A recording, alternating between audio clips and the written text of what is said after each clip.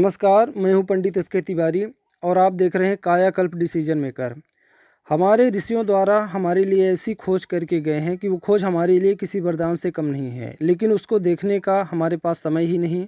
हमारे वेद, शास्त्र, उपनिषद, संहिता इनमें इतना ज्ञान है कि इसके ज्ञान को हासिल करें तो समाज में एक सम्मानित और विद्वान व्यक्ति बन सकते हैं। लेकिन बात वहीं पर आकर रुक जाती है कि हमारे पास समय ही नहीं। इन सब बातों के लिए कल जब हम किसी मुसीबत में घिर जाएँ तो हमारे लिए समय ही समय है।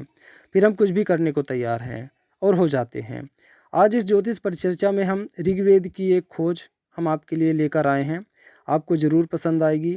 बेटा या बेटी दोनों ही भगवान का वरदान है। लड़के लड़कियों में कोई फ़र्क नहीं है और ये आज की जो सोच है, जो धारणा है, बहुत ही अच्छी है।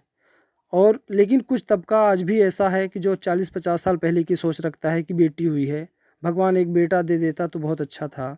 लेकिन जो मैं आज आपको बताने जा रहा हूँ, ये ऐसा नियम है, अगर आपने मेरे बताए अनुसार इसको किया तो लड़का या लड़की आप अपनी इच्छा अनुसार पैदा कर सकते हैं।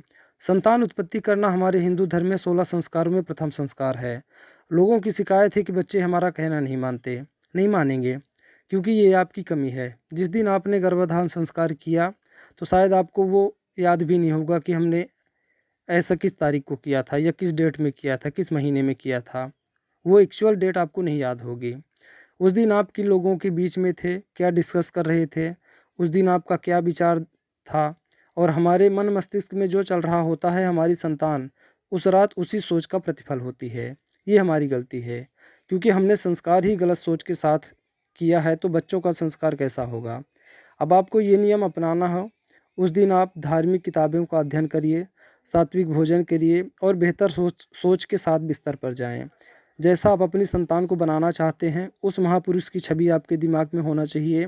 उसके बारे में आप सोचते रहिए। उसके जो विचार हैं वो आपके मन में होने चाहिए। अगर आप ऐसा करते हैं तो आपको मनचाही संतान की प्राप्ति होगी। तो आइए उस नियम को जानते हैं कि इस नियम का कैसे पालन करना है। मान लीजिए किसी महिला का मासिक धर्म किसी महीने की 1 तारीख को हुआ, तो गर्भधारण करने की संभावना 16 तारीख तक होगी, यानी कि 16 दिन। अब आपको करना क्या है, पहले के 4 दिन आपको छोड़ देना है। 5वें दिन अगर आप गर्भधारण संस्कार करते हैं तो लड़की होगी, 6वें दिन लड़का होगा, 7वें दिन लड़की, 8वें दिन लड़का, 9वें दिन लड़की, 10वें दिन लड़का। यानी ये सम और विषम की जो संख्या है, इसके अनुसार सम में लड़का और विषम में लड़की होगी।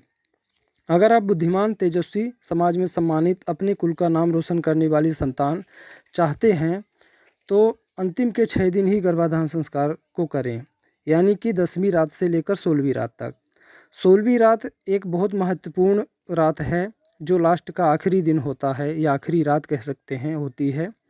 इस रात्रि को गर्भाधारण करने की संभावना सिर्फ 5% होती है। उसकी वजह है स्त्री के अंदर जो डिंब या अंडा होता है वो लगभग खत्म होने की स्थिति में आ जाता है।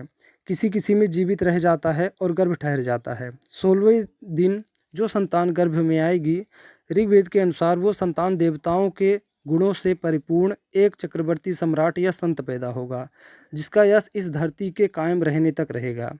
अब चक्रवर्ती सम्राट तो रहे नहीं, इस समय उन्हीं को प्रधानमंत्री कहा जाता है या राष्ट्रपति कहा जाता है। जो भी संतान आप चाहते हैं, इस नियम के अनुसार आप ये संस्कार को करें और आपको मनचाही संतान उत्पन्न होगी। मैंने इसको अच्छे तरीके से समझाने की कोशिश की है। फिर भी अगर आपकी समझ में ना आए तो वीडियो को 2-3 बार देख सकते हैं, आपकी समझ में आ जाएगा। जय श्री कृष्ण।